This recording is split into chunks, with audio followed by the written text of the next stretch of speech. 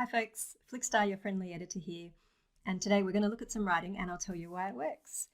We're going to look at a blog post by Ronald. I came across this from the Hashnode weekly newsletter. Ronald is a software engineer. What I want to talk about today that Ronald demonstrates really well is use of headings. If I go to my codes in our flow and readability section, we have two codes for headings. So one is as a structural aid, subhead. So subheadings assist the reader by breaking up the content. Ronald's piece here, How to Write Better Code, I'm going to describe it as a listicle. There's 15 chunks of content in here. And we've got some headings to break up those 15 chunks.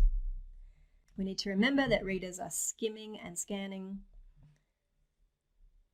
So the fact that headings exist is good. It's a structural aid. It's not enough to have headings. The other thing that you need to think about is the words you use to create your headings. So what we have here is coherence and readability. So the words of your headings are defining the purpose of each text block.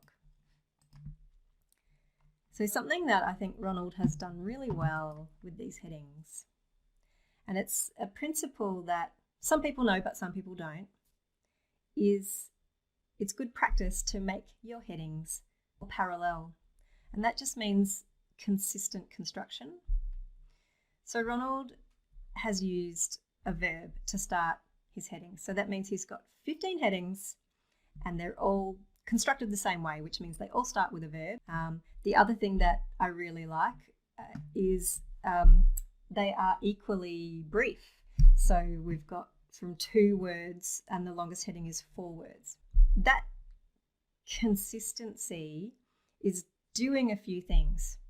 If this article didn't have a table of contents, as a reader I can scan or skim, and these headings are doing a lot of heavy lifting. They are managing my expectations as a reader, and I'm not getting any nasty surprises. Like, there's nothing jarring because they are consistent and they're all starting with a verb.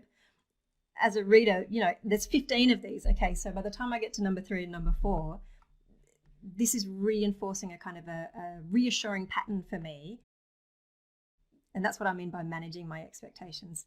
Each chunk of content that I come to, I'm expecting that it's going to have a really nice heading that encapsulates the point of that chunk of content, and it's so easy for me to consume because it's written in active voice.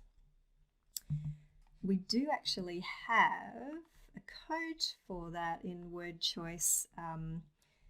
Active voice, lead with verbs and actions. So that is tying back to, let me go back to the top, the title, How to Write Better Code. So we're framing this piece so it's kind of instructional, or we're expecting to be taught something.